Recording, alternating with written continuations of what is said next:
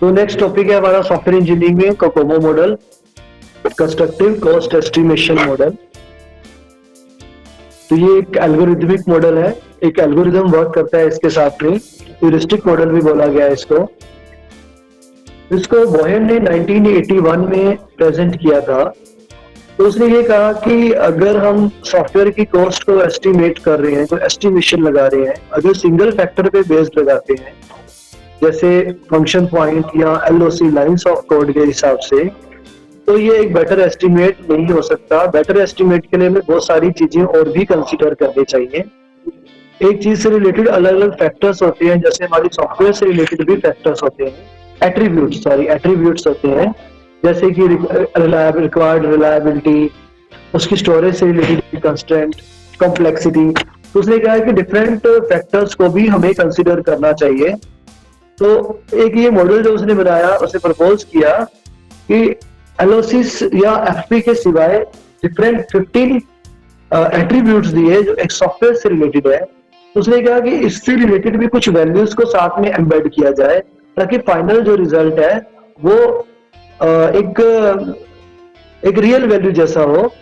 जैसे अब उसने कहा इसलिए वर्क कैसे करता है कि आप इनिशियल जो एस्टिमेट है kilo delivered lines of code के साथ, यानी कि आपकी कितनी लाइंस ऑफ कोड है जो आप डिलीवर कर रहे हो इन किलोग्राम, यानी यहाँ किलोग्राम वर्ड नहीं यूज होता क्योंकि ये हमारा लाइंस ऑफ कोड की बात है, तो KDLOC किलो, ठीक है।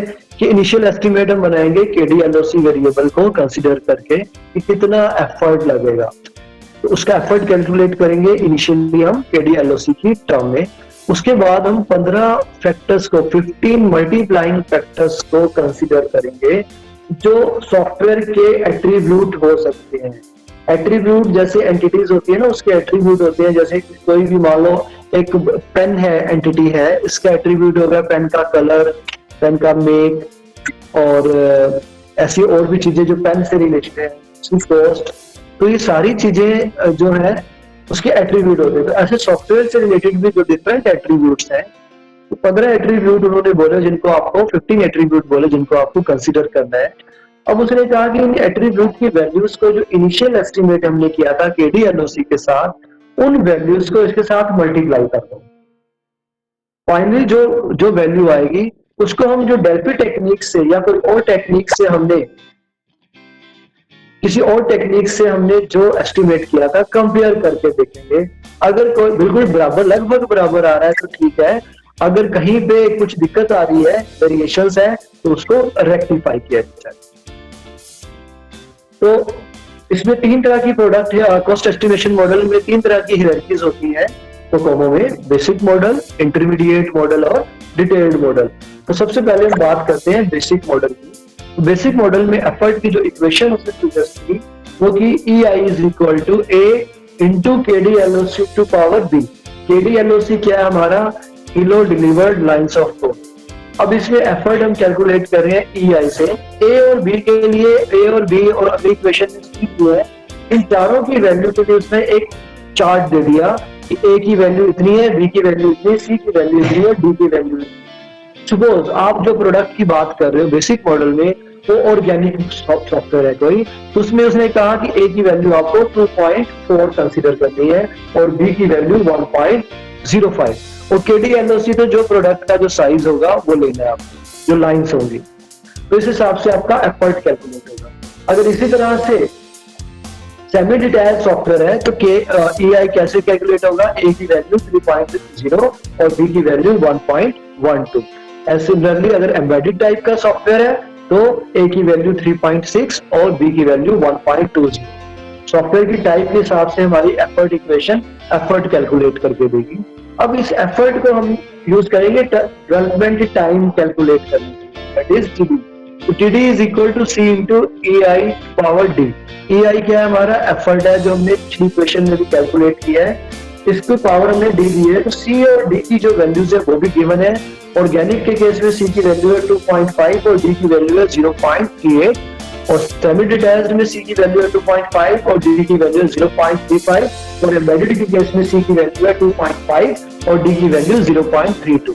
तो इस हिसाब से हमारी टाइप्स ऑफ सॉफ्टवेयर के हिसाब से एफर्ट और डेवलपमेंट टाइम आप कैलकुलेट कर सकते हैं। इसी तरह से जो सेकंड मॉडल का हमारा इसमें है, इसको इंटरमीडिएट मॉडल। अब इसमें हम लोग बात करेंगे 15 फैक्टर्स वाली। दूसरे कहा कि इंटरमीडिएट में आपको क्या करना है, 15 डिफरेंट एट्रीब्यूट्स की वैल्यू को कंसीडर करना है। अब इन वैल्यूज को आपको मल्टीप्लाई करना है, जो आपने एफर्ट इन 15 वैल्यूज को, यानी कि मैंने जैसे बताता हूँ उसमें से कुछ जैसे है, एक फैक्टर है हमारा, एक एट्रीब्यूट है रिक्वायर्ड रिलायबिलिटी। इसके लिए एक रेंज दी गई है 0.75 to 1.40। तो आपके सॉफ्टवेयर के हिसाब से जो भी वैल्यू होगी आपको वो कंसीडर करनी है। इसी तरह से बाकी 14 फैक्टर्स की वैल्यू भी लेनी है। इन सभी 15 वैल्यूज को आपस में मल्टीप्लाई करना है। वो जो मल्टीप्लाई होने के बाद जो रिजल्ट आएगा उसको हम बोलते हैं एफर्ट एडजस्टमेंट फैक्टर, क्योंकि एफर्ट आप पिछले स्टेप में कैलकुलेट कर चुके हो। अब ये मल्टीप्लाइंग फैक्टर आप इससे मल्टीप्लाई करोगे तो फाइनल एफर्ट आपका कैलकुलेट हो जाएगा। थर्ड इसी में हमारा डिटेल्ड मॉडल है। इसमें उसने कहा 15 फैक्टर्स के बाद उसने कहा कि 2 और फैक्टर्स आप कंसीडर कर सकते हो। फर्स्ट है फेस टेस्टिंग एफर्ट मल्टीप्लायर, यानी कि डिजाइन टेस्ट और प्लान से रिलेटेड कुछ चीजें हैं, उनकी वैल्यू को भी मल्टीप्लाई करो। साथ में उन्होंने क्या है 3 लेवल मॉड्यूल, सब सिस्टम और सिस्टम लेवल हायरार्की और all the cost drivers at each level different. कि जैसे आप एक बड़े काम को छोटे टुकड़ों में डिवाइड करते हो, छोटे टुकड़े को और छोटे टुकड़ों में, हर एक लेवल पे जो खर्चा हो रहा है या जो एफर्ट लग रहा है, ये कॉस्ट ड्राइवर है, उनको भी कंसीडर करना है ताकि फाइनल जो कॉस्ट है वो बिल्कुल प्रिसाइज कैलकुलेट हो। तो ये था हमारा कोकोमो मॉडल सॉफ्टवेयर इंजीनियरिंग में।